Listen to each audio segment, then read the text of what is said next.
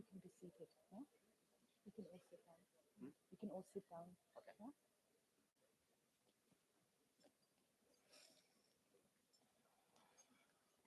Today is a special day. We came together to observe the most important step in the academic calendar. This celebration acknowledges the hard work and accomplishment of our degree candidates, the class of 2022. Today marks the 37th commencement for New School of Architecture and Design.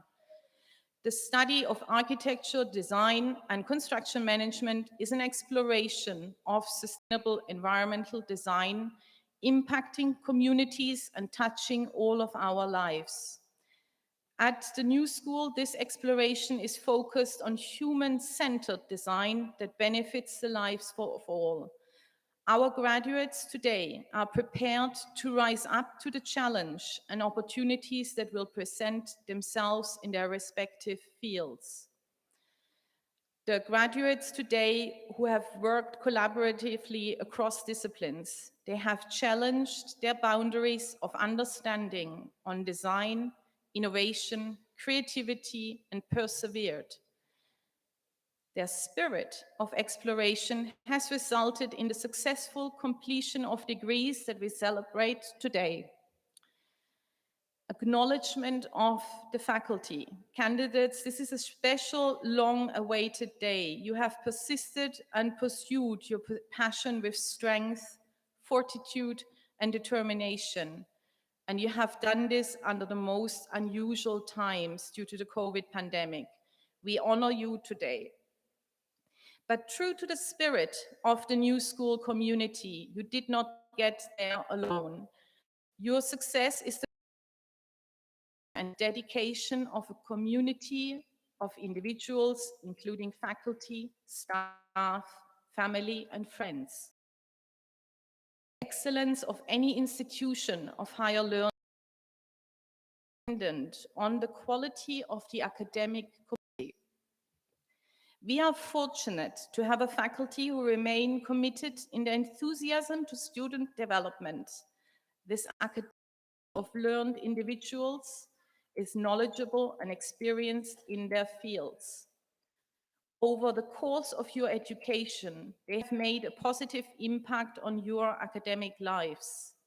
They all embraced the pandemic times, requiring diversification of models of learning online, hybrid, and back on campus. Their strong commitment to New School and their unwavering dedication to their students has made your academic experience both challenging and enriching. For this work, our faculty have been recognized locally, nationally, and internationally. They have created the building blocks to prepare each of you to go out into the world, find success, and make a positive impact on the future of architecture, construction, and design. Please join me in acknowledging the work and dedication of all of our faculty. Will the faculty of New School of Architecture and Design please stand to be recognized?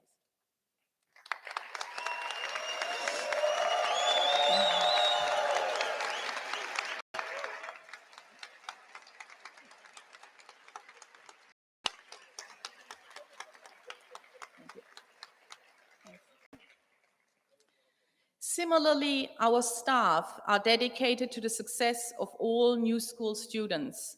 They work in roles as diverse as advising and counseling to career placement and administrative management.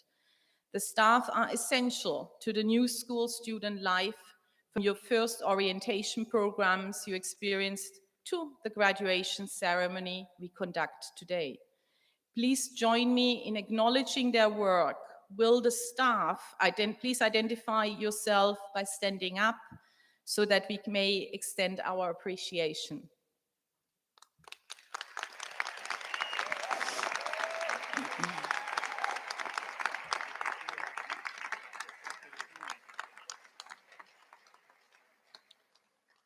Acknowledgement of family. In addition, family, friends, and fellow students have been instrumental to the accomplishment and the successes you have accomplished here at New School.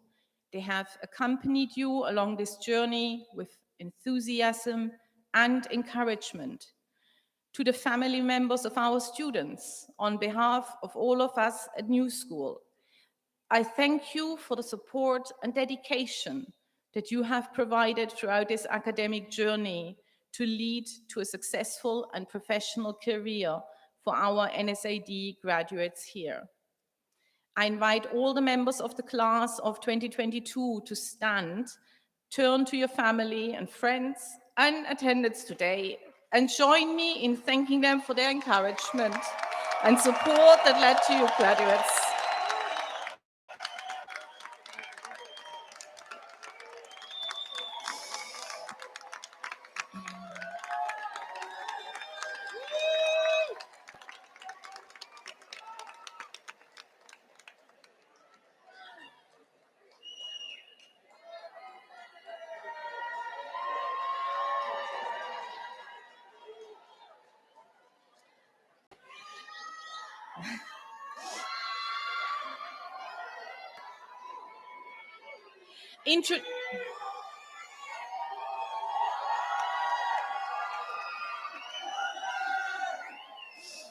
Thank you.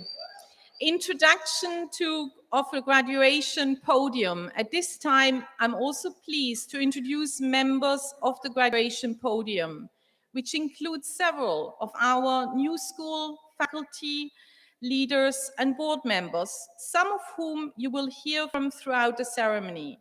Please hold your applause until the end as I ask them to stand and to be recognized. First, Joseph Katanik, our commencement speaker. I will share more about him later on. Members of the academic team, Professor Ruslan Demirkay, NCARB Chair. Professor Daniela Deutsch, Head of Architecture. Dr. Elena Pacenti, Dean of Design School. Stephen Madley, Head of Construction Management Program, Creative Studies Program, Commencement Reader today. Next, the members of the New School Board of Directors who came from across the nation to oversee all of our operations of our community demanding academic responsibility. The Board Directors is the responsible body that governs the institution. Their vision and advocacy have guided the institution to reach heights of excellence through accreditation, global integration, and community involvement. In absentia is Dr. Tom Clausen, Chair of the Board, former interim president and chief academic officer, Chair of the School Board of Directors. Tom Clausen, former Chair of interim before me and also officer.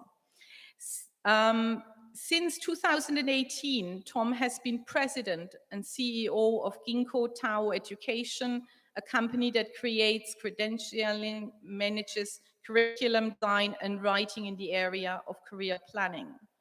From 1989 to 2018, Dr. Clausen was CEO of what has become the world's largest organization in the profession of counseling. That work allowed him to work for the profession and clients of counselors in over 40 countries, as well as oversee the licensure and examination for all professional counselors in the US. From 1981 and 1989, he held numerous coordinator and professional positions for Boston University, Ball State University in West Germany. Bonnie Copeland, Vice Chair of the Board, retired in 2017 after 46 years in education and non-profit organizational leadership. Dr. Bonnie Copeland was most recently Divisional Vice President, Academic Quality and Accreditation for Laureate Education Incorporation. Prior to joining Laureate, Dr. Copeland served as Chief Executive Officer for Baltimore City Public School System during her tenure, students significantly. Previously, Dr. Copeland served as President and Executive Director of the Fund for Educational Excellence and as Executive Vice President of the Greater Baltimore Committee, a public policy organization whose mission is to improve the business climate of the Baltimore region. She held various positions at the Maryland State Department of Education, including Deputy State Superintendent of Schools and Interim State Superintendent. In 2011, Dr. Copeland was appointed by the U.S. Department of Education as an alternate negotiator on the Teacher and Preparation Negotiated Rulemaking Committee to recommend regulations regarding the Title II and Title IX reporting requirements on teacher education program quality and the Teach Grant program. Twice named one of the Maryland's top 100 women, Dr. Copeland has served on a number of boards for educational and nonprofit institutions and Baltimore Children Museum, and is an alumni of the Greater Baltimore Leadership Program. Dr. Copeland earned her PhD from St. Louis University and her Bachelors and Masters of Education from Miami University, Oxford, Ohio. Xiaolong Xu has served as Chief Operation Officer in June 2015. Xiaolin has over 15 years of operating and management experience. Since 2011, she has served as Executive Officer of Ha Kang Foundation and as Executive Director of Innovation BIS Group in the School of Continuing Education, a Chinese culture university in Taipei. From 2012 till 2014, Mrs. Xiaolin also was Vice Chairperson at the Center for Credentialing and Education in Greensboro, North Carolina, in the United States. Previously, Xiaolin held several positions in the SCE at Chinese Culture University, including COO, Director of the Customer Contact, and Director of E-Learning Development Center. Xiaolin is a graduate of Chinese Cultural University and holds a Master of Business Education from New York University. Norman Bloomberg is a seasoned veteran within online higher education. Over the past 22 years, he has focused his time working in areas such as enrollment management, operations, and marketing, both in the US and abroad. Prior to establishing Cambridge Learning, Norm worked for Laureate Education, supporting Walden University, as well as partner universities. Norm has been a long-standing board member for NSCOL, providing strategic insight and guidance for over the past 10 years. Shasha Chang, in absentia. Recently retired Shasha Chang was the Chief Executive Officer of Wolters Kluwer China since 2009. While there, she oversaw the business activities in China, including legal, tax, accounting, and healthcare information. She previously worked at McGraw-Hill, several management functions, among them as Vice President, General Manager of McGraw-Hill China and the country's manager of Standard & Poor's China operation. She gained broad experience in several positions in the legal, financial, and property development areas with several companies in the US, such as Forbes, the First National Bank of Chicago, and Tishman Speyer. Mrs. Chang holds a Master of Arts degree from New York State University and a bachelor degree from Guangdong Foreign Language University, and was an exchange student at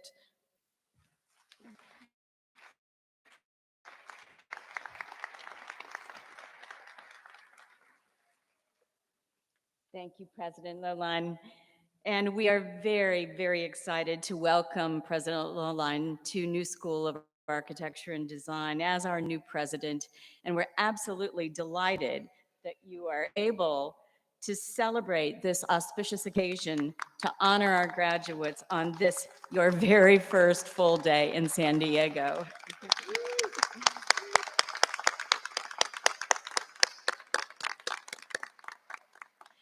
I too am honored on behalf of the New School Board of Directors to extend our heartiest congratulations to all of you graduating today on completing a very important milestone in your lives.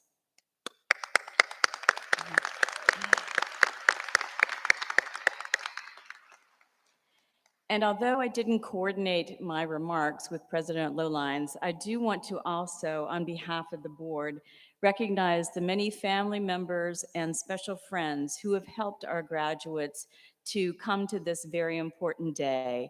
So one more time, would family members and special friends who've supported your graduates please rise for us to give you another round of applause.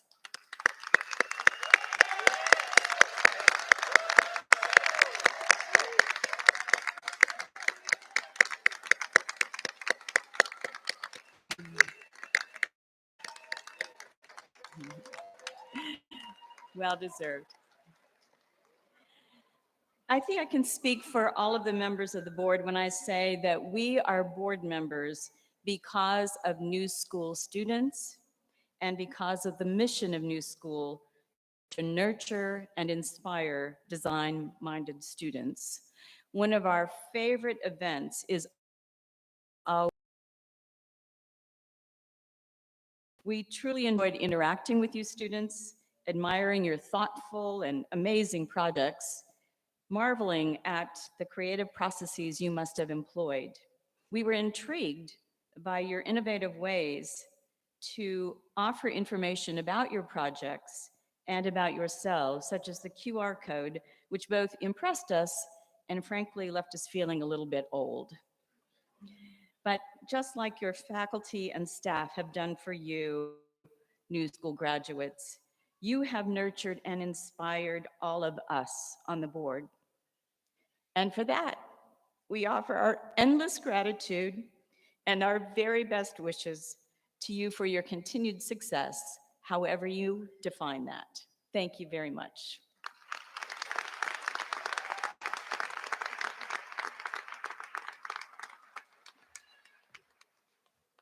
Thank you very much, the board on it. Acknowledgement of Student Award recipient. We would like to recognize our Student Award recipient. At this time, I would like to take a moment to recognize those students. Please stand when I call your name. Outstanding Student Award. This year's recipient for Outstanding Student for Construction Management are Adam Fauch, Undergraduate Construction Management.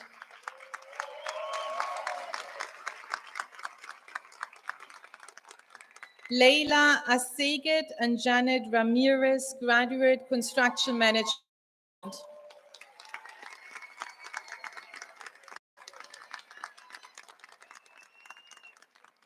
This year's recipient of the Outstanding Student Award for the Domus Academy School of Design are Sikora Nelson, Charles Worthington, Joseph Ower, Lauren Nüssner, and Hamza Brun.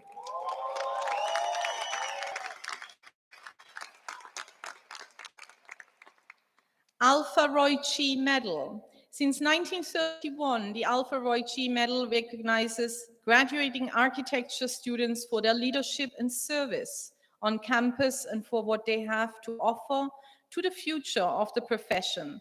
With the Alpha Roy Chi Medal, this year's recipient is Madison Rolfe, undergraduate architecture.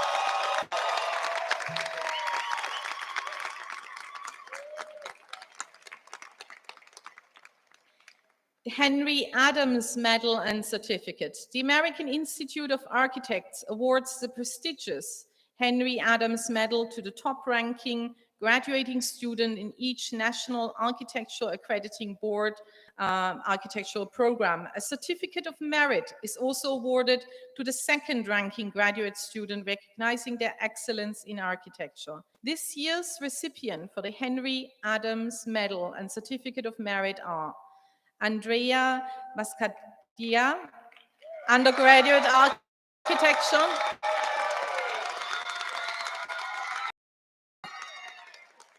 and Alison Devlin from Graduate of Architecture.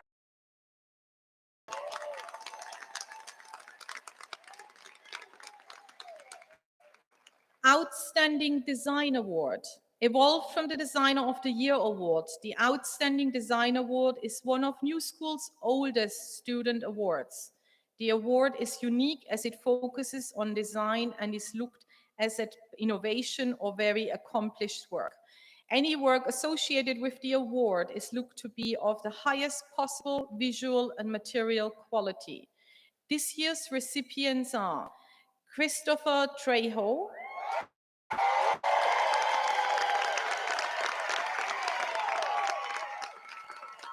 Alison Devlin, and Adrienne.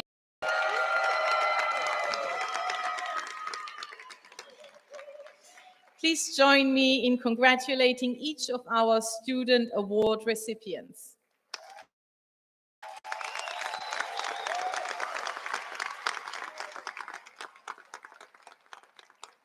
I also want to recognize today that many of our students are entitled to wear an honor cord or to be recognized for high distinction. Undergraduates who have been designated cum laude earning between 3.5 and 3.69. Magna cum laude earning 3.7 to 3.84, and summa cum laude for 3.85 and 4.0 are given the privilege of wearing the cords. Graduate students who have achieved a grade point average between 3.85 and 4.0 are designated as graduating with high distinction. In addition, all graduate students wearing this year's Marvin Malkeka's honors colors in yellow and gold. To all our students graduating with special recognition, congratulations, you made us all better through your hard work.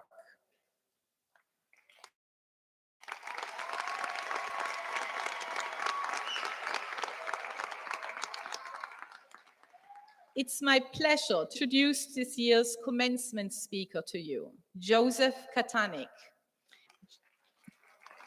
Joseph Katanik is a licensed architect who was mentored and given the opportunity to practice the art and craft of architecture in the firms of Marcel Breuer, Ian Pei, and Philip Johnson. He later became the design director and vice president at Morgan Stanley, where he initiated sustainable practices in Morgan Stanley's worldwide material culture. Please welcome Joseph Katanik.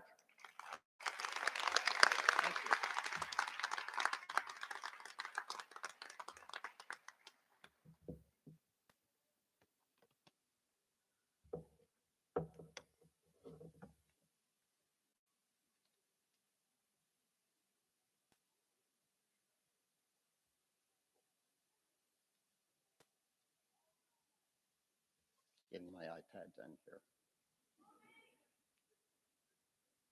It's new technology for me. Anyway, good afternoon, New School of Architecture and Design. It's an honor and a privilege for me to be here today with you. My thanks to President Noline, distinguished guests, members of the board, faculty, staff, and friends, for giving me this opportunity to attend this commencement ceremony. And of course, to the class of 2022 and their families, congratulations, you made it.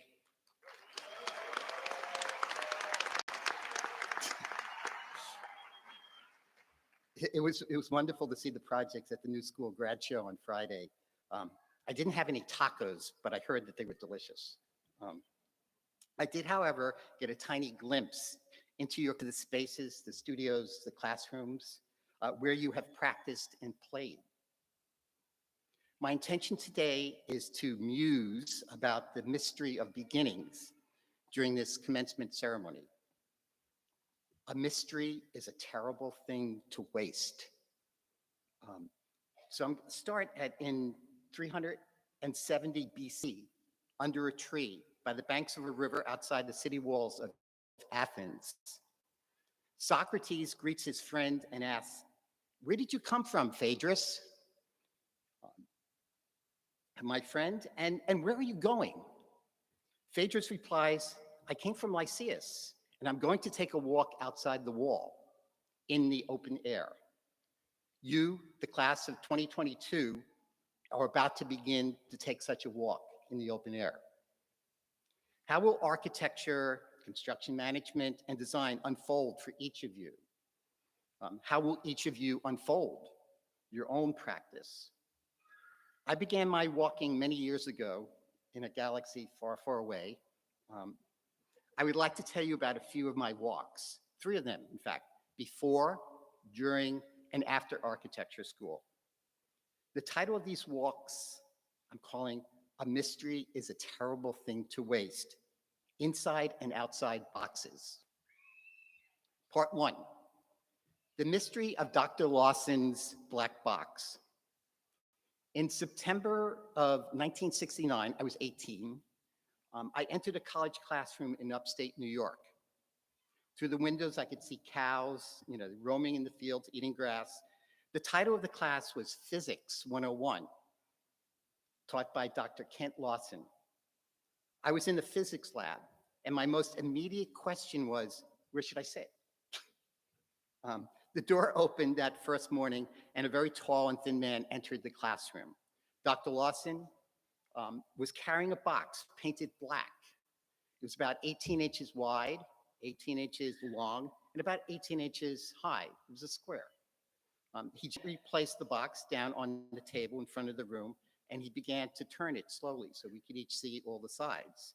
One side had 3 metal rods of different lengths coming out with different diameters. They were projecting outside the box on one side. The opposite side, there were 2 metal levers that you could rotate. And the third side, there was a little tiny red button. And the fourth side, there was a wheel about 6 inches in diameter that you could turn. The top of the box was hinged and shut tight.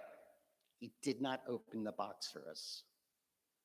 Dr. Lawson introduced himself and announced that the 10 of us, the students in the class, would have a chance to begin at the beginning of each class to adjust the rods in and out, to move this in slots left or right, to rotate the levers, press or not press the red button, and then turn the wheel, with the hope at the top of the box would rise so we could all see what was inside. I thought, he created a child's toy, an esoteric scientific jack-in-the-box.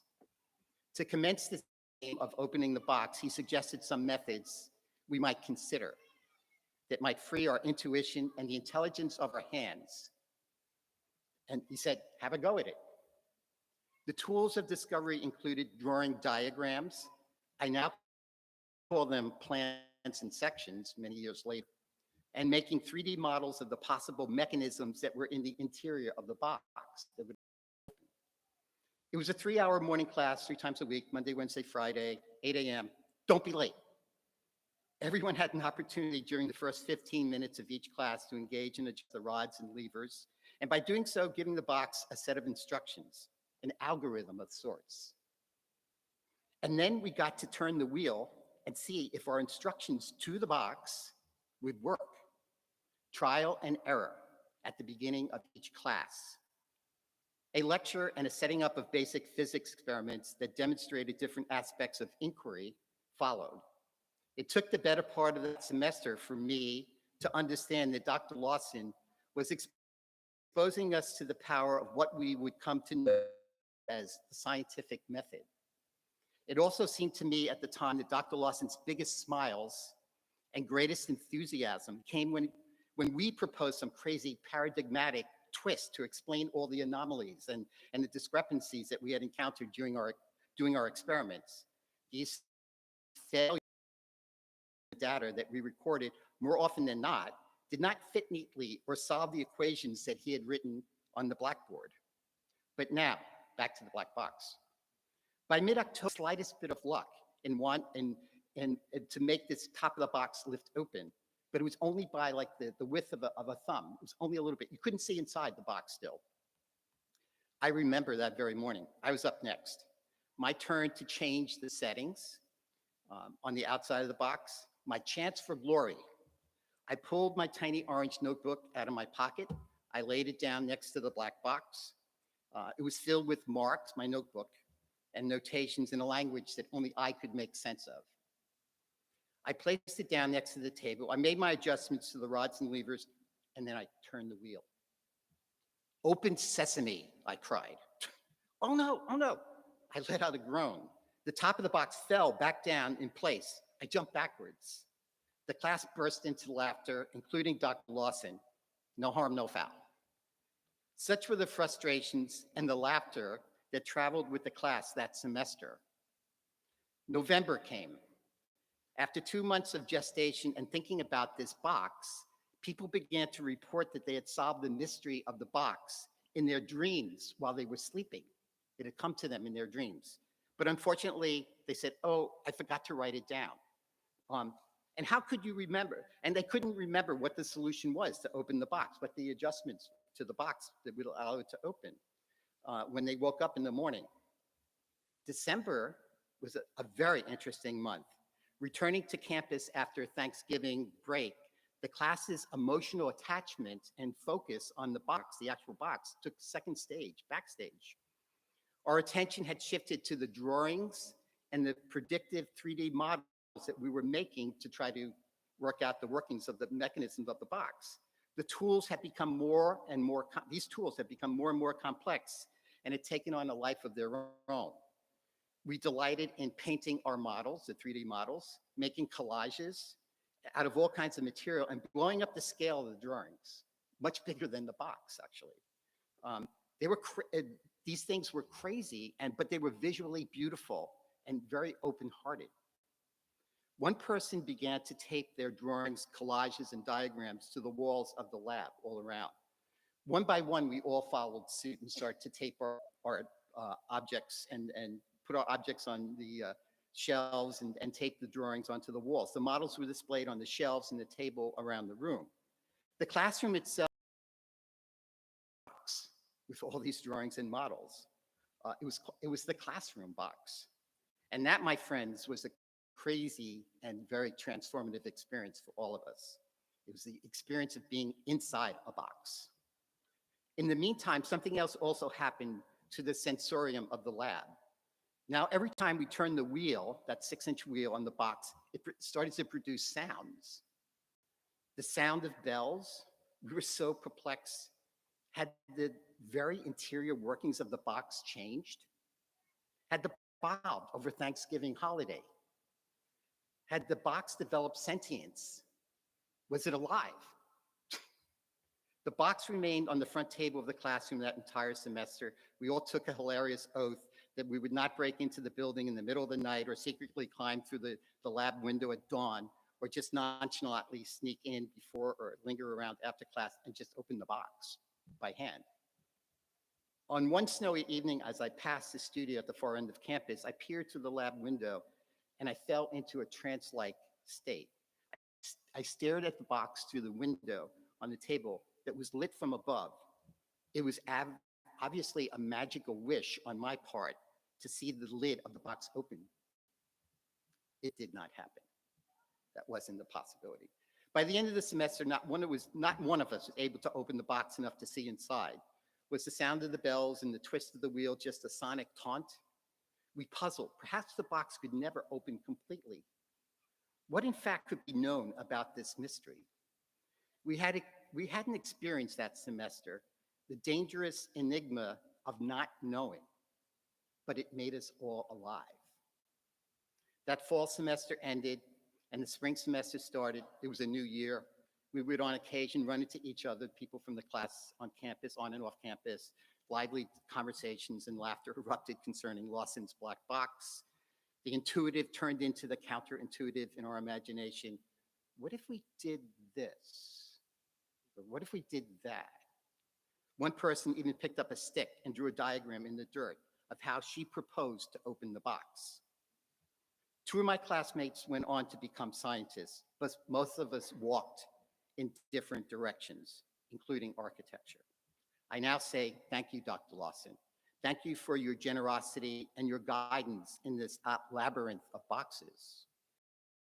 Not knowing, but it made us a little more awake.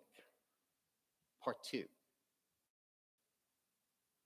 Some instructions from Vitruvius. In September of 1976, about 7 years later, I began my formal study of architecture in graduate school. I had the mystery of Lawson's black box. In an architectural history class, I was introduced to a man named Marcus Vitruvius Bollio. He lived more than 2,000 years ago. Now his shadow entered the room, and he carried with him a new black box for me. It was called architecture. History has it that Vitruvius was a minor civil servant in the army of the Roman emperor, an understudy to more senior professionals. In his time, the role of an architect cast a wide net. It was architecture, construction management, chemical, civil, mechanical, engineering, urban planning, and even acoustics. Vitruvius set about to create new tools and methods to see inside the box of architecture. It was said that in his childhood, he drew in the sand with sticks, and he moved dirt about in the puddles that gathered in the cobblestones that had been etched by the chariots. When he was in his 20s, about the same age as many of you are now, he had a notion to conduct, organize, and identify some tools for the practice of architecture. These means and methods are described in his book, The 10 Books of Architecture. This may be the oldest surviving record of architecture in the West.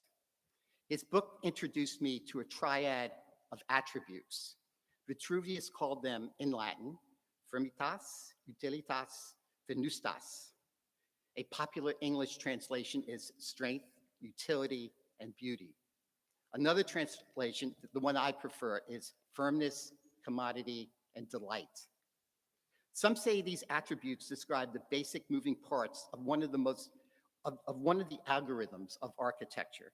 The first, strength or firmness, is studied in various courses in architecture school, including structural, mechanical, and environmental classes that you've all taken. The second, utility or commodity, is an attribute that you will find in the new school's syllabuses of courses that investigate site and context, program requirements, and historical building typologies. The third, beauty or delight, is the most mysterious and ambitious of these attributes. In part, it's to the aesthetic qualities of the Roman goddess of beauty, Venus, with her attending proportional systems. Beauty or delight has the greatest connection to the activity we call play. The core of your architectural education is in part the recombinatorial and skillful play with these tectonic attributes and all the other artful practices that you have discovered and used during your time at New School. I now say, thank you, Vitruvius. Thank you for describing the range of attributes that guide the practice and play of architecture. Part 3, the mysteries of Leonardo da Vinci's Vitruvian Man. Vitruvius was not so famous during his lifetime. In fact, he was little known until Leonardo da Vinci, a man who practiced both science and art, came across the Vitruvian attributes of firmness, commodity, and delight during the Renaissance. What was it that guided Leonardo's study of Vitruvius? And why did he walk with his fellow scientists and artists during the day and then sat alone at night in his studio under candlelight? Perhaps it was his sense of mystery, his attempt to draw a cross-section of not knowing, that led him to create the enigmatic image we now know as Vitruvian Man. I'm pretty sure, at least the graduates, most of you have seen this image. It floats in our communal imagination. It's a man with 2 pairs of arms and 2 pairs of legs. 1 pair of extended arms and legs touch the inside of a square. A box. This box is in part inside and in part outside a circle. The other pair of extended arms and legs are like spread eagle. And they are touching the inside of the circle. There are 2 centers in this diagram, one for the box and one for the circle of the man. Many scholars have speculated about the drawing. Some say that it was a conduit for Leonardo to articulate a system of relationships and proportions, perhaps an exploration of something called the golden ratio. or an attempt at playing the game of squaring the circle, or a commentary on one of the philosophical questions of his day, man's place in nature and the great chain of being. I believe it was also a commentary on the notion of ambiguity, that it is possible for humans to occupy space both inside and outside of a mystery at the same time. Part of the wonder and wanderings of Da Vinci was his love of what he was practicing. It seems to me that he used his avocation to practice his vocation, and also then his vocation to practice his avocation, using the means and methods of both science and art. I now say, thank you, Leonardo da Vinci, for this enigmatic image of both knowing and not knowing, and for keeping these questions alive and mysterious for us. It was after many years of architectural practice myself, after apprenticing in several architectural firms, that I had just a little success in lifting the lid of the architecture box. It will probably happen differently for each of you. It is still a work in progress for me, for sure. You will have your diplomas in hand shortly, and now I ask you to remember the question that Socrates asked his friend, Phaedrus. Where did you come from, and where are you going? It's okay if you don't know exactly where you are going at this very moment. It would become clearer in time, I can assure you. There's a huge dose of both risk and chance in keeping the question of not knowing alive. I ask you, which boxes will you carry from New School and never let them out of your sight? May you, the class of 2022, now say, thank you, New School of Architecture and Design. Thank you to the community of teachers, librarians, administrative staff, fellow students, and family that supported your practice and play in this mystery. May one set of your arms and legs touch the inside edges of Leonardo's box, and may the other set of arms reach out and touch the circle outside the box. May you stay curious. May the black boxes are everywhere. For your generation, there are new green boxes as well. You will be the source of best practices that will guide the critical challenges of climate, sustainability, and the very existence in this place and in this time. May you pick up your sticks like Vitruvius and draw in the sand and move dirt about. In the puddles that lie on the beaches here in San Diego, or perhaps in a village on the moon, or maybe a city on Mars.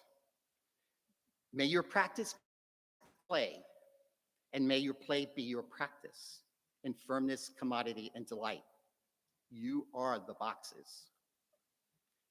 At the end of their walk, Socrates' walk with Phaedrus, Socrates turns, are about to go back to the city walls of Athens, dwell in this place. Then Socrates turns to Phaedrus and says, let us be going. I now say, may the walks that you take in the open air and the lives that you live, class of 2022, go well. My friends, thank you for your attention.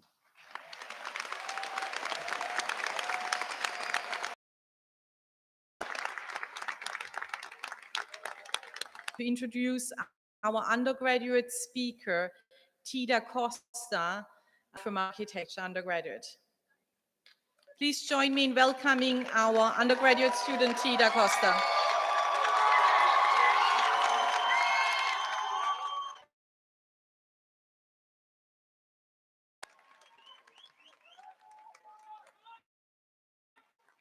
We made it, guys.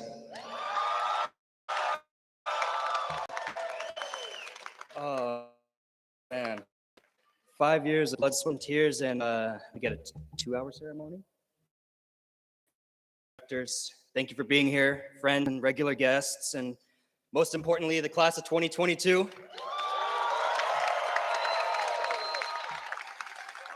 feels good to be done.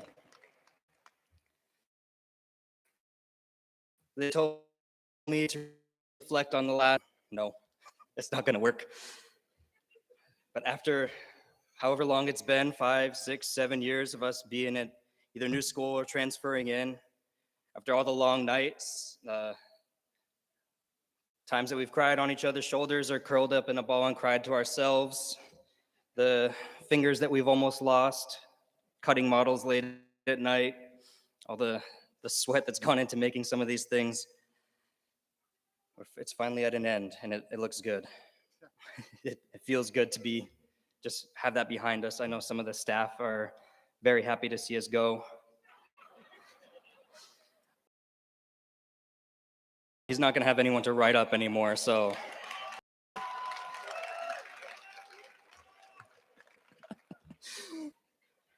It's been a long road for all of us, and I know there's been a lot of sacrifices of many different kinds. You know, we've missed birthday parties, other people's graduations, weddings, anniversaries, or you're so sleep deprived you missed the presentation they stayed up to prepare for. I'm not going to say any names, don't worry. But it's all come to an end, and we have a big future looking ahead. As we just heard, there's these boxes that we can be expanding out of. There's the box right here. That's the first one we'll be expanding out of.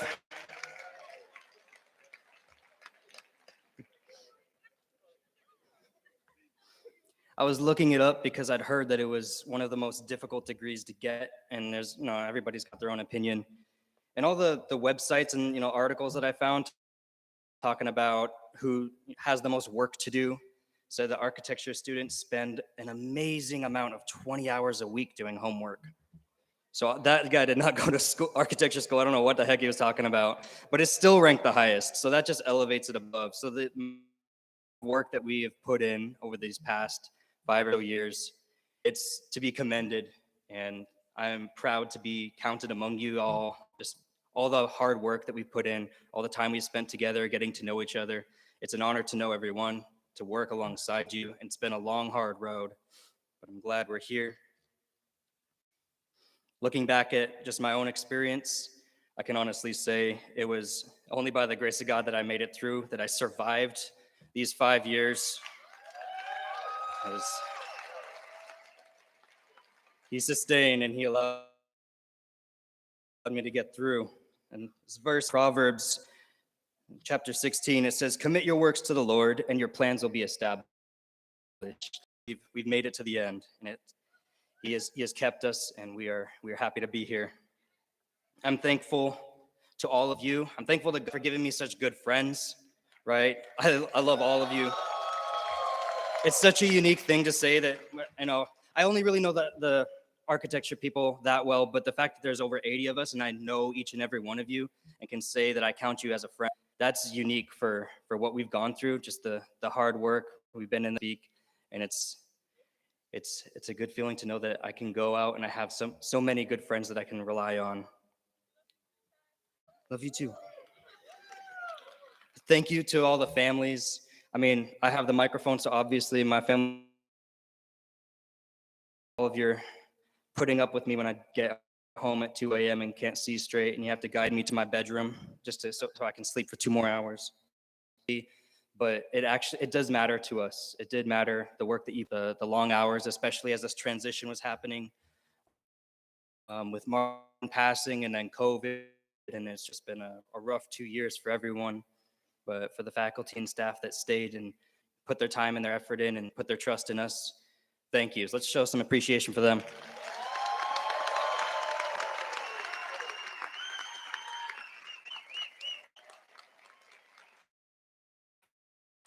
I have some big shoes for you to fill, but I am confident from all that I've heard that you are ready and able to take it over. So, well, it'll be a different shape, but it'll be good. Yeah, it's a different box, exactly.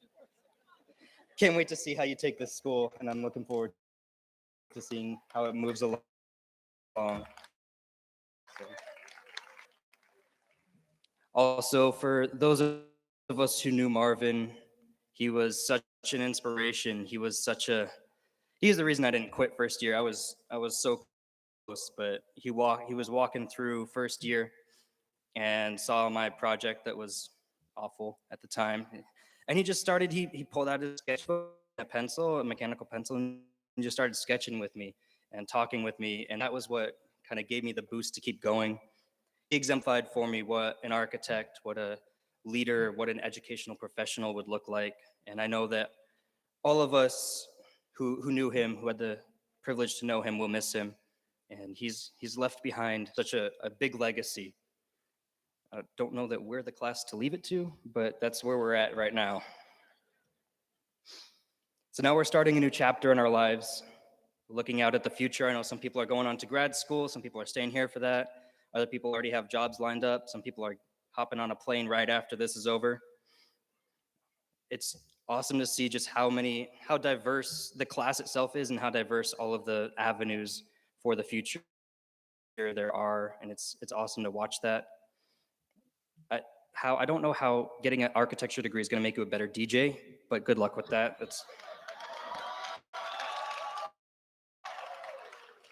If that's what you want, go for it. We all have big plans, and the past 5 years have, I think, very much prepared us. We can go forward with confidence. We can go forward with the friendships we've made, with the skills that we. So to the hours that we put in, the good times we've had, the lifetime friendships we've created, and the efforts that it's taken to get to this point, congratulations, class of 2022. We're done. I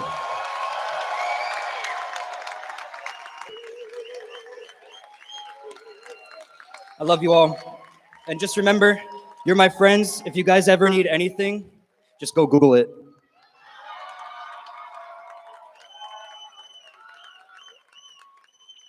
Lisa Tran.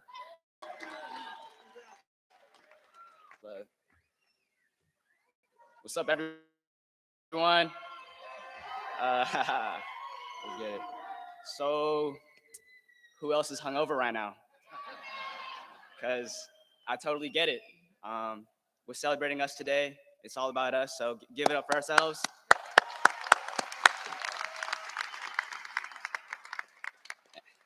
And I know a lot of you here may think that, we came to architecture school to learn how to design buildings. But really, we learned how to improve quality of life. We are an optimistic group who cares about our experiences, and we look forward to making the world a better place one day. We did sacrifice a lot. We missed a lot of birthdays, big milestones, because we put in the time at school to perfect our craft, and it's gonna pay dividends at the end. So I'm hyped up for that for sure. But now that it's all over, it's time to reclaim our lives. Time to go to the beach, pull up to brunch, the barbecue, like wherever it is, we're there, So all summer long, it's gonna be like a Where's Waldo moment, but each and every one of you are gonna be posing in different spaces. So it's gonna be a good time. Summer 22 is ours. Let's get away from the computer. I know some of you guys are a little bit addicted to it, but we can, and I'm talking about you, baby, come on. But we're moving on now, and I'm happy for it. I'm happy for all of us. And I know that one day we're all gonna come back together and dance the night away like we used to, grab some tacos, maybe hit up Blas and do some salsa. It was a great time, man. I'm happy that I met all of you. And I guess just moving forward, I hope that we remember that we aren't just designing buildings, we're designing a quality of life. And one day we are gonna become who we become. And we're gonna design a world and see it the way that we want it and be the people we wanna be. And that's what I have. So congrats, y'all. Let's get it. Let's get it. Much love, and see y'all later.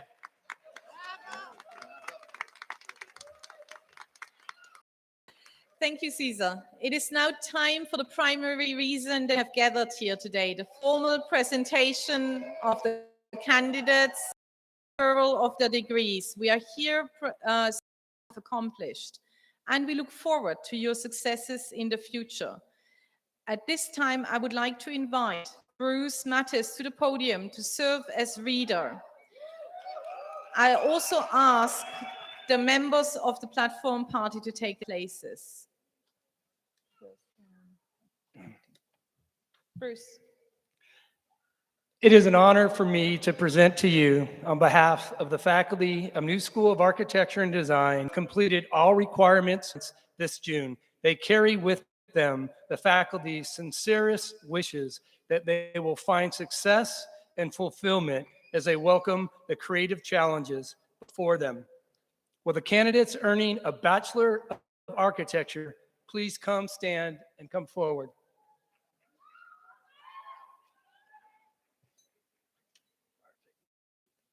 Ty DaCosta, summa cum laude.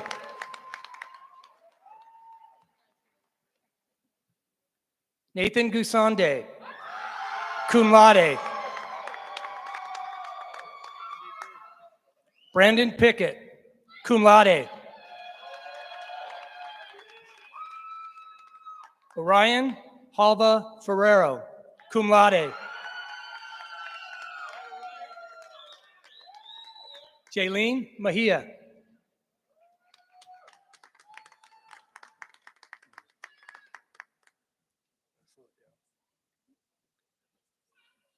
Demon Sengupta.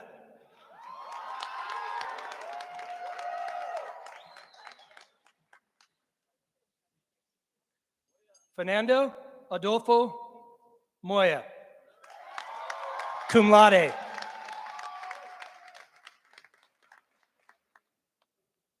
Quanchi Lai.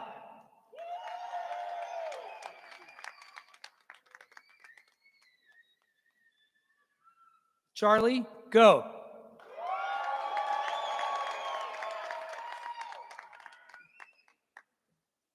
Jose Iglesias, cum laude.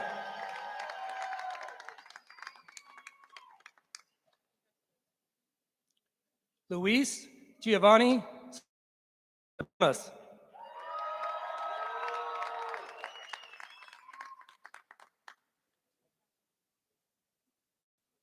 Giovanni Oviedo.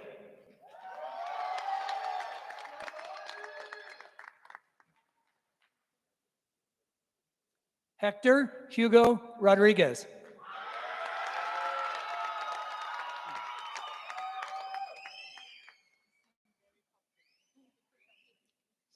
Christian James Huber, cum laude.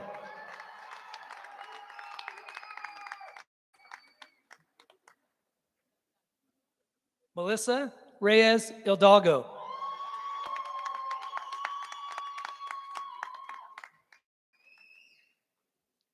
Roa Alcazar, cum laude.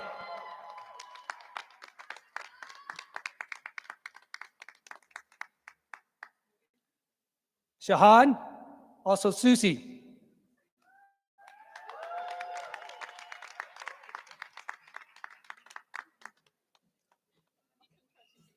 May Marzouk.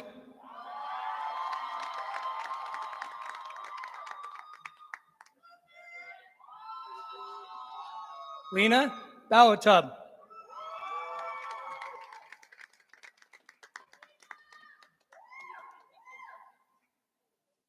Hea Awugayan, summa cum laude.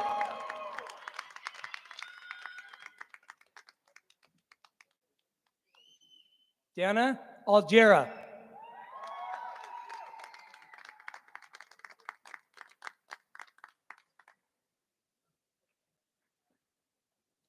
Geslin Alhanadi, cum laude.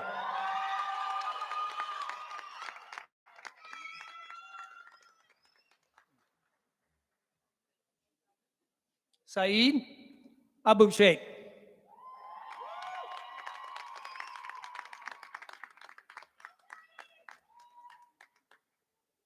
Badir Alawadi.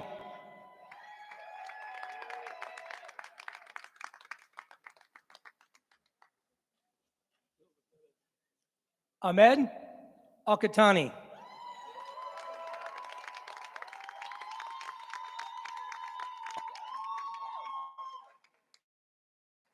Abdullah Alenzi.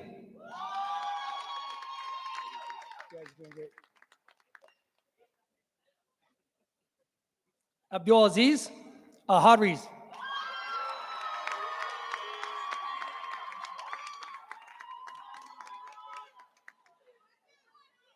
Haney Abarisha.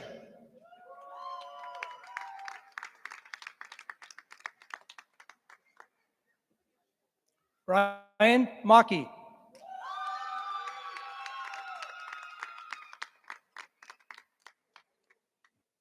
Victor Alvarado.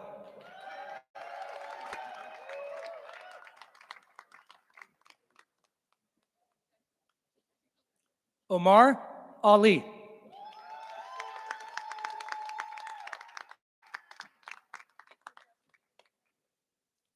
Emmett Juved.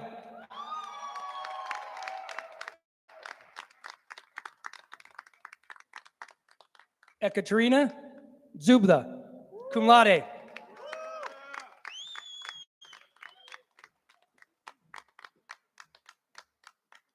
Christopher Trejo, magna cum laude.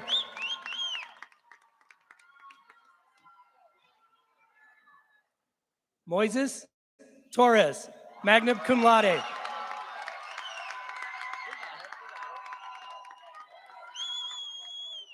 Juan Sebastian Corrales.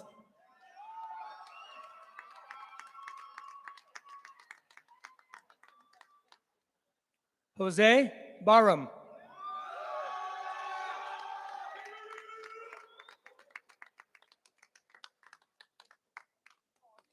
Kaya Wolf, cum laude.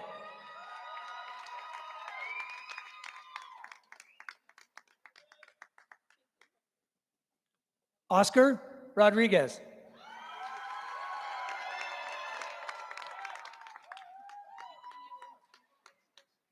Bryant Peralta.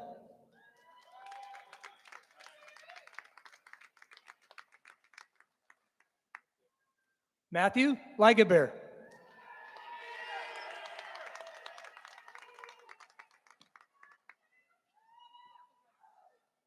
Matthew Mute.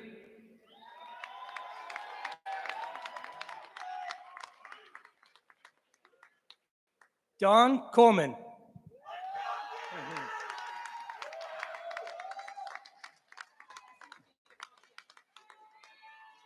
Tyler Jones, cum laude.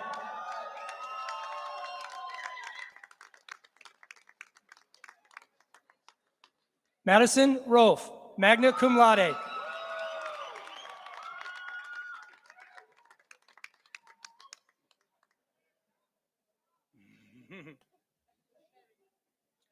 Hal Tran.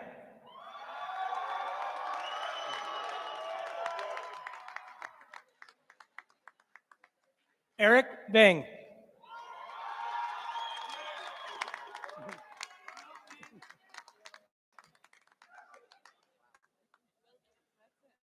Brittany Markley, cum laude.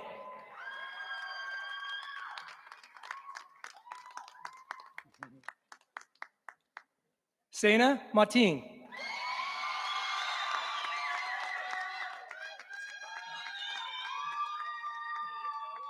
Joe Fleener.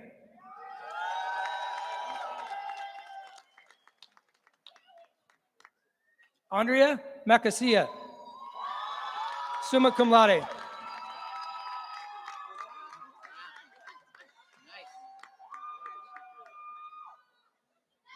Yasmin Diaz Nogueira, magna cum laude.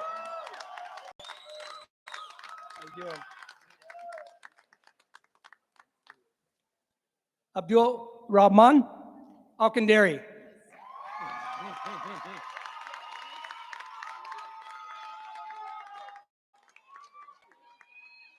Sadim Amtere.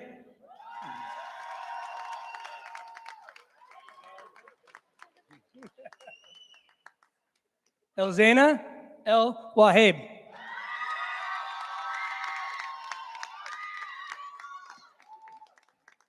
Hardy Mills.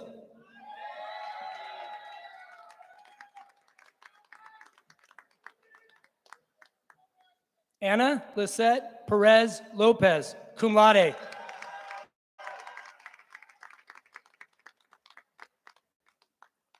Romeo Calderon, cum laude.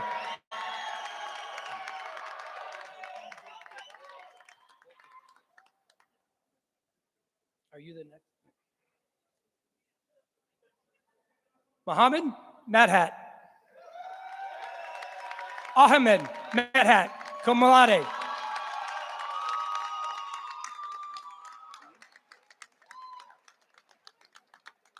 Mohammed Bokibar.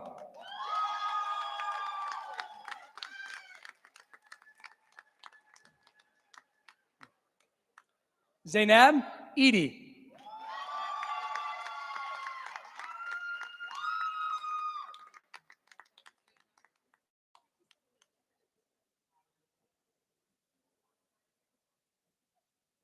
Next, I present the list of graduates for the Bachelors of Arts in Architecture. No? Oh, two, yeah. Tiffany Chiang.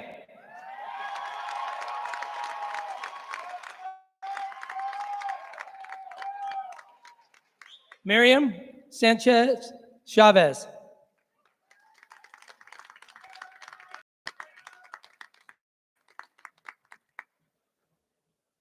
Nawa Soro.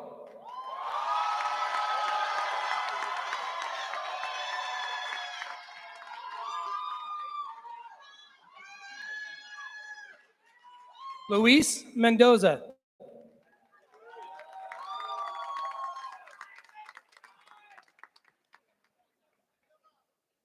Carlos Turribiertas, magna cum laude.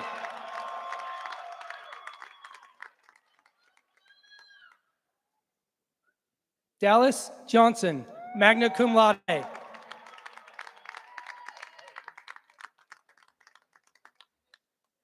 Emil Wael Atala, cum laude.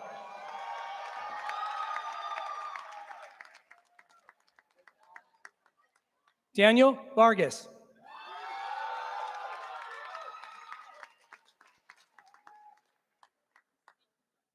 Ana Baez Hernandez.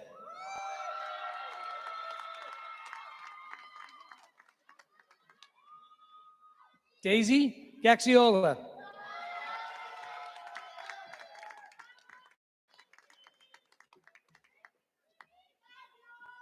Luis Cabrera, cum laude.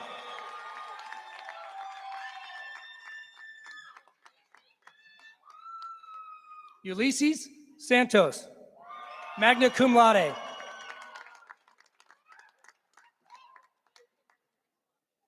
Herjuat Singh, cum laude.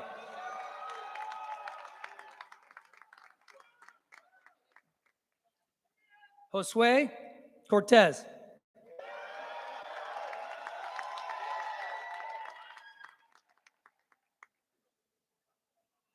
Diana Martinez Solano, cum laude.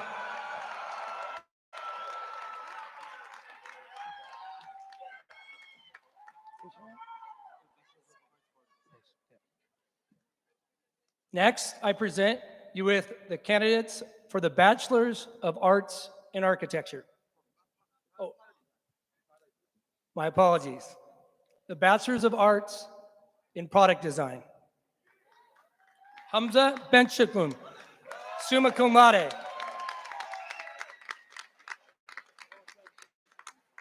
Jeffrey Way, magna cum laude.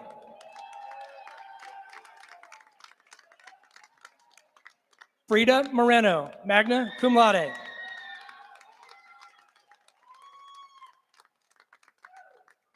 Enrique Santos.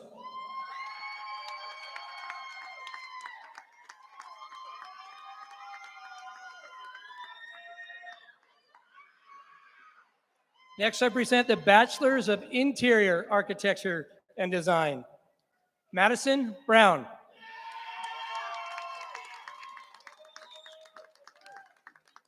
Sequoia Nelson, summa cum laude.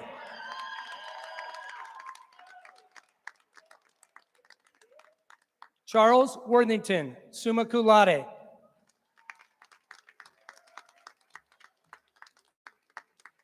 Ryan Hasbrook.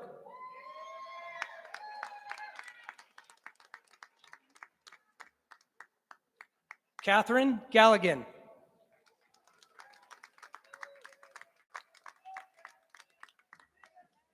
Alyssa Navarrete, cum laude.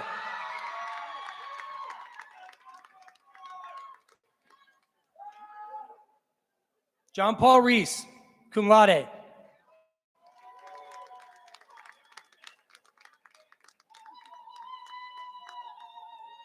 Joseph Ower, summa cum laude.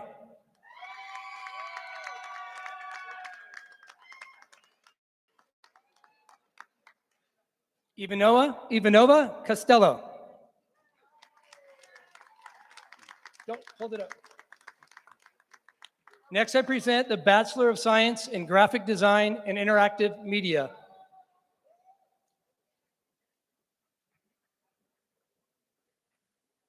Lauren Nesner, summa cum laude.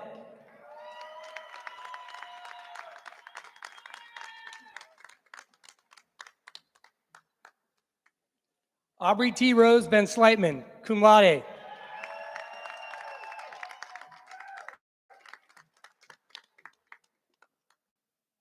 Antoinette Van Slightman, cum laude.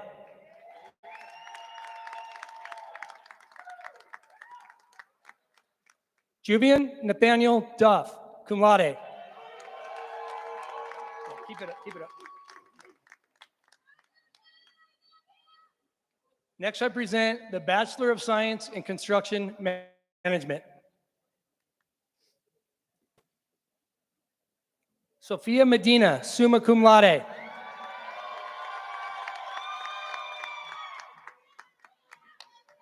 Angela Lavis.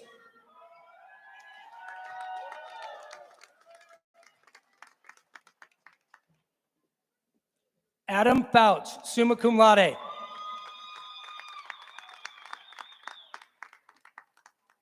Cody Parker. Keep it up, keep it up. Next, I present a Master of Architectural Studies.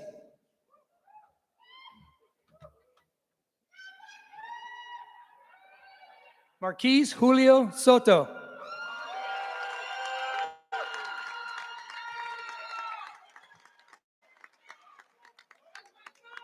Robert John Polygon Madriaga, high distinction.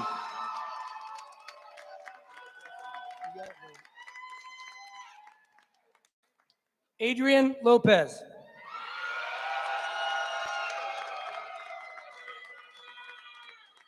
Now I present the Masters of Architecture, IPAL.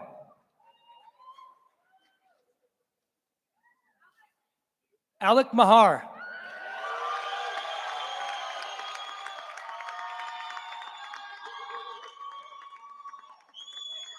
Oscar Del Toro.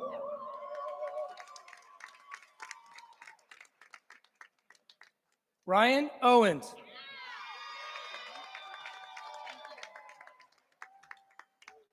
Vanessa Randolph.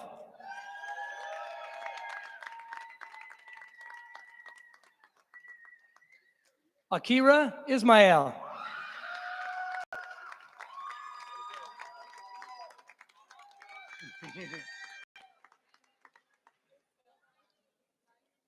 Joshua David Nichols, high distinction.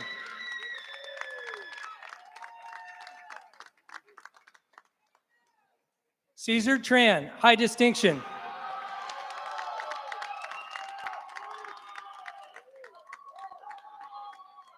Anthony Penna, high distinction. Hello. Allison Devlin, high distinction.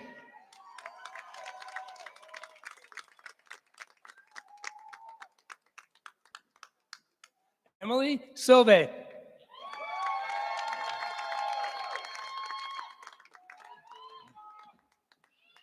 Julia Eve Pena.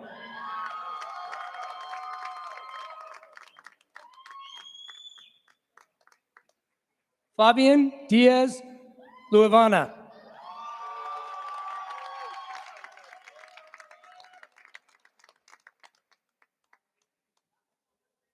Abdella Amuden.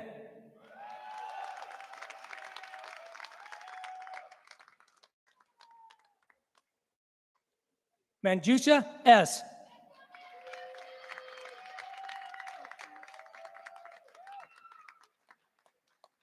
Mary Calhoun. Keep that up for a minute.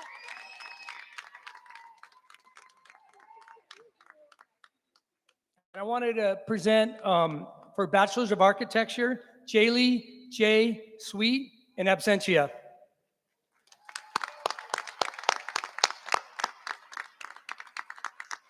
Now I present to you the Master of Science in Architecture.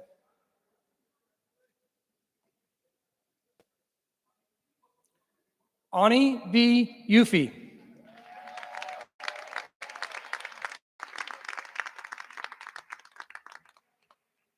Estelita Lieja.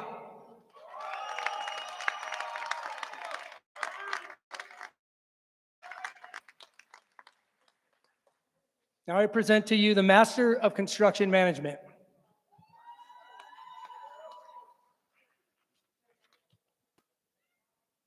Ricky Roman.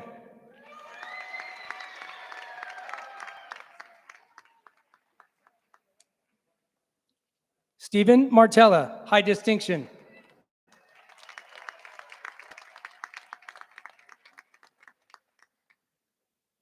Janet Ramirez, high distinction.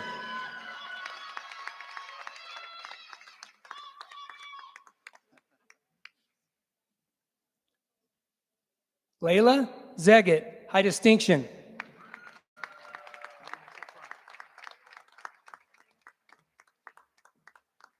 Ayudeji Akintunde.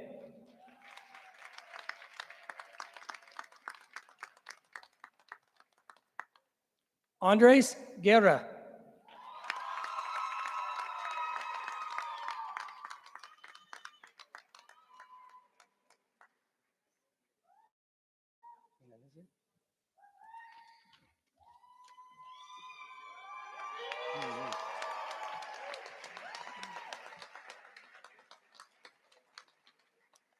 I'm very humbled and deeply honored to follow up on the approval of the Board of Directors of the New School of Architecture and Design to award an honorary doctorate to the very much loved former University President of New School of Architecture and Design, Marvin Maleka. I would like to invite Professor Patricia Belton Oliver, the Dean of University of Houston Gerald Hines College of Architecture and Design. Patricia Belton Oliver, she has been named one of the 2019 Distinguished Professor Award laureates by the Association of Collegiate Schools of Architecture. In 2010, Professor Oliver became the first female dean of the University Gerald Hines College of Architecture and Design. She has also served as Senior Vice President of Educational Planning and Architecture at Art Center College of Design in Pasadena, California. We are very honored to have her here to provide the honorary doctorate award speech for Marvin Maleka.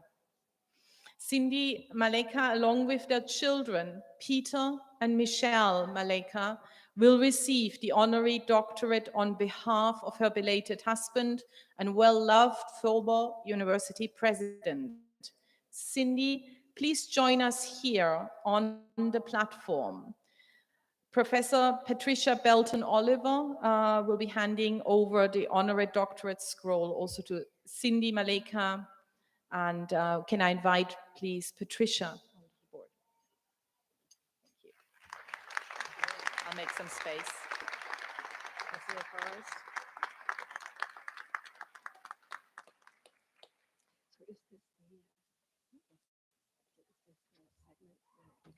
I wasn't given anything. No, you have your own speech.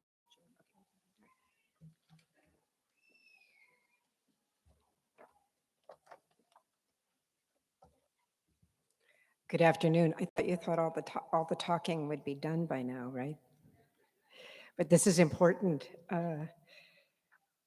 Faced with coming to talk to you about your past president, Marvin Maleka, I was stricken with profound procrastination. You wouldn't know anything about that, I suppose. How do you do justice to a man who has cast such a long shadow? In my struggle, I was reminded of something the architect Louis Kahn said to Richard Saul Wurman when Richard was working on a book about him. He said, "Richard, no matter what anybody says, it's the truth." That took some of the pressure off. I was also reminded of a book I read titled Composing a Life. It was written by Mary Catherine Bateson, daughter of the famous Margaret Mead. I was attracted by the title.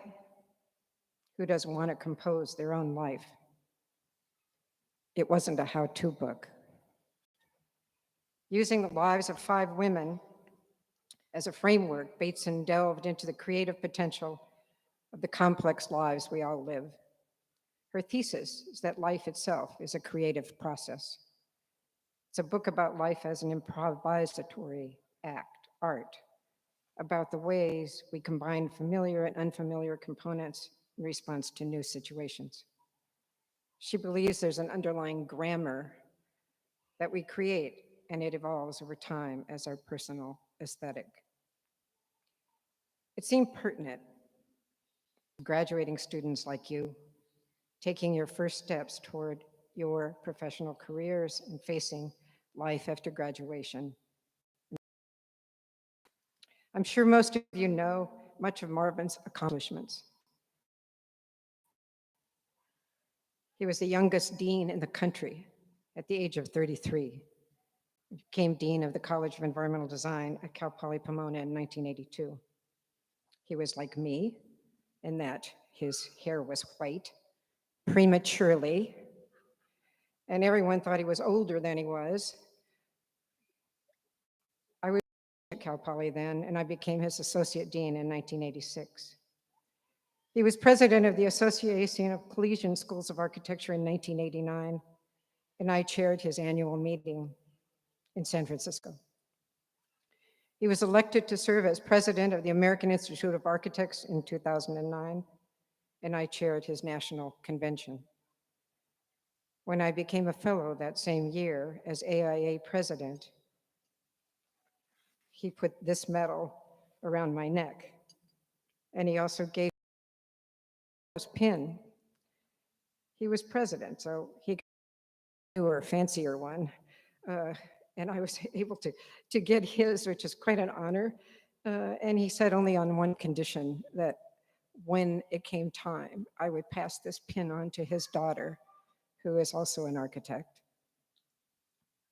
He was a chancellor and one of the founders of ACSA College of Distinguished Professors, and the year before he died, he was there when I became a distinguished professor. This summer, I will become the chancellor of the College of Distinguished Professors.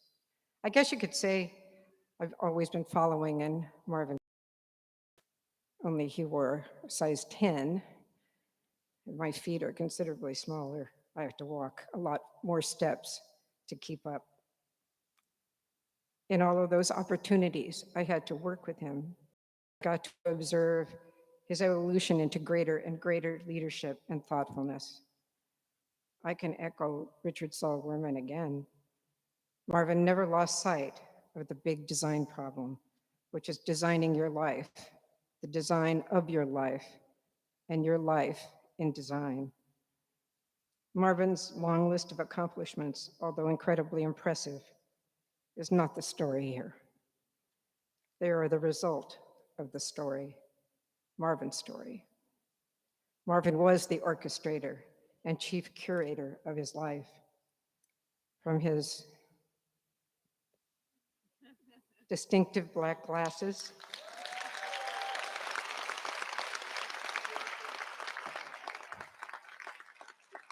just for illustration, to his size 10s, to his size Italian size 10s, I might add. Marvin's life was not a linear path of presidencies and chancellorships. He was not just collecting medals. He was trying to deserve them. He was using each platform, each medal, to expand the population of people who would accept a life in design as a choice and a calling. He was a living metaphor for the design educator. He was an evangelist for design thinking. He used his vast leadership skills to always challenging end of placing another stone in the grand edifice of design education. There are three qualities that I think are essential qualities in Marvin's life: improvisation, humor. Marvin was always quick to laugh or to tell a story that made you laugh. I'm not a particularly funny person, but around Marvin, I was wildly funny. He brought out all that out in you, and wherever he was, you could hear his laughter down the hallway. His books are often riddled with drawings and quotes, and more particularly with cartoons. He wrote a small book on a very serious topic of managing the school of architecture with 16 cartoons in it. He's the only person I knew get away with combining Pericles and Dilbert. In one page, he would be quoting Leonardo da Vinci, and in the next, he'd offer up a drawing of a turtle on its belly on a fence post, flailing. Do you get the image? The drawing illustrates a well-worn Southern expression of wisdom. If you see a turtle on a fence post, it's a sure thing he ain't got there himself. In North Carolina, Marvin was considered a Yankee. He was subjected to Southern witticisms regularly. He absorbed them. He appreciated what they told him about the culture and the history of the place. Taking himself too seriously. Like all young people, I set out to become a genius, but mercifully, laughter intervened. The second quality in Marvin's arsenal was reflection. He relied on drawing as a vehicle for reflection. As illustrated in his book, the urge to draw, the cause to reflect. Drawing for him was seeing. The act of seeing is a combination of ability, mental alertness, and open mind. For him, sketching was pure thought. He was incredibly skilled at capturing ability, but the intent of the drawing was to express the relationship to what was being drawn. Each drawing was a memory chip of the moment and the experience and the lessons learned from being able to record that moment and to reflect on it time and time again. As Marvin pointed out, it was often that which was left out of the drawing that was as important as what was put in. His drawings chronicled his life, his travels, and his thoughts as they evolved. As Proust said, the real voyage of discovery consists not in seeking new lands, but having new eyes. The third essential quality in Marvin's life composition was passion. It is said when a man died, the ancient Greeks asked only one question: did he have passion? Marvin's passion was teaching. For nearly 40 years, I watched and listened as he ruminated on what it meant to be a creative being, how design thinking had the power to change the world. How many of you had Marvin as a teacher? Yes? No? No? I'm so sorry. As a design educator, Marvin was continually working and reworking versions of the principles he lived by. Designing his life was also the act of providing a roadmap to you, his students. As he has said, a life in design is an act of love. A design life is a demanding test of will, principle, and conviction, challenged by doubt and requiring recommitment to the very end. Design education was Marvin's calling. He was the teacher and the student, as willing to learn as to teach. One of his most cherished accomplishments was receiving the AIA-ACSA Topaz Medallion. The medallion honors an individual who has made outstanding contributions to architecture education for at least 10 years and whose teaching has influenced a broad range of students and shaped the minds of those who will shape our environment. On receiving the Topaz, Marvin said, "I promise passion, to broadly cast the light of architecture. I love students. I love being a student. A student I will remain. My gratitude for the honor to wear the topaz medallion comes as part of my heart. It will forever define me. It is my hope that I will be remembered as a teacher. If I leave you with nothing else today, I hope it is an example of a life well lived, well composed, a profile of a man who truly, with every fiber of his being, tried every day to make a difference. He let laughter into his life. He guarded against taking himself too seriously. He strove to reflect on his experiences and to learn from them. And he had passion. As Socrates said, we cannot live better than in seeking to become better. Thank you.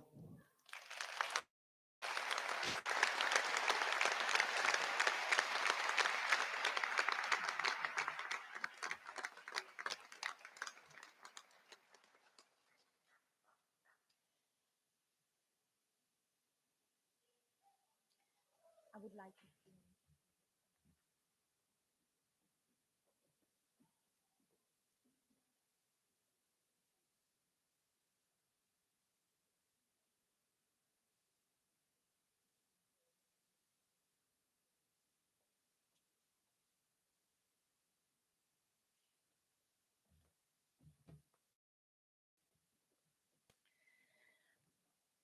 Degree candidates, upon the recommendation of the faculty of the New School of Architecture and Design, the completion of all academic requirements, and by the authority invested in me by the New School of Architecture and Design Board of Directors and the State of California, I now confer upon each of you the degree appropriate to your program with all the attendant right, responsibilities, and distinctions.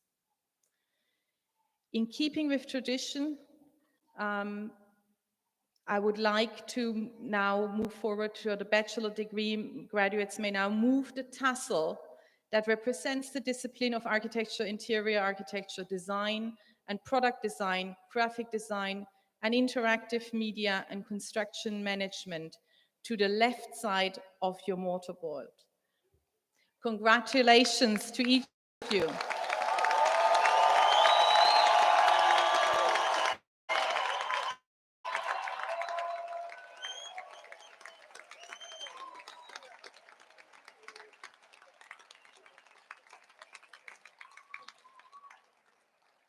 New School prides itself to have a human-centered design approach. This lies at the basis of architecture, design, and construction management, designing and materializing a habitat for people that enables them to thrive the best possible way. A quote by Björk Engels, "A kid in Minecraft can build a world and inhabit it through play. We have the possibility to build the world that we want to inhabit. Stay playful, enjoy the work you are doing, reflect, reassess, design and manage your ideas, your plans and your projects with equal care. In the end, the only thing that matters is your determination and willingness to be the best and to do the best you can. You have been guided through your studies by your academic mentors and faculty. This was in order to ensure you to successfully complete your degree, which you have managed. In the future, select your own mentors in your professional life that will guide you to be able to fulfill your goals to become a successful professional. Don't allow yourself to get lost. Continue expanding your knowledge, not to fall behind. I often had graduates that came to ask for advice on career decisions, ranging from which company to join to whether or not how to set up their own company or to go for graduation education. The advice generalized. It has to be always specific and personalized, and then it can lead to remarkable outcomes. One student asked me, how can I be reaching the top in the field? He thought being a student at a university that is not in the top 10 in the world would straight away limit his opportunities. We had a long discussion. After his graduation, I met him in Woods Baggett's office in Dubai. I asked him, how is he doing? He said, well, and he showed me some designs he was working on. I asked him for coffee, and he told me that he's thinking of buying a Porsche. I asked him whether he has given up the dream to be in the top of the profession. Another long discussion. He resigned and he worked for OMA in Rotterdam. From there, he went on to a scholarship to Princeton and under full scholarship to do his PhD at Harvard. One of New School's recent undergraduate graduates, Abiha Awan, that went on to follow her dream and her final year at New School project in gamification of higher education as a PhD student at Qianshan Liverpool University in China. Another student asked me for advice on his business that did not attract the right projects nor the clients. He was frustrated since his design aspiration and the client's design taste were not matched. I agreed to meet him to discuss projects and look at the business model. And as I drove later in the city, I could see one of his projects, a 16-bedroom fake Renaissance villa in the middle of the desert with a huge building with the graduate's name on it. I stopped and wrote such a big billboard for a project of that type, then no wonder what you keep getting is the same type of client. And with its project that he did not match his design interest. Following this, we met again and arranged to do a small governmental project, a little nature reserve visitor center on a former derelict dump site that I looked after as part of my job as a consultant to the Sheikh.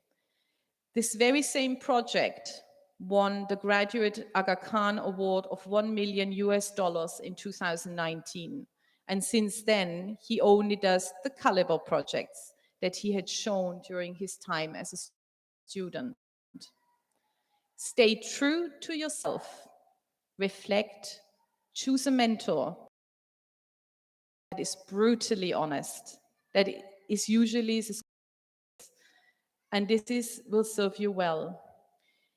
You have become firmly a part of our New School academic community, initially as a student, now as a graduate, and in the future as part of the New School alum community. New School's reputation is based on the success of our graduates. With that, you are an ambassador of New School. Do us proud. Stay in touch. We're all here to help, assist, and we'll be able to achieve your goals.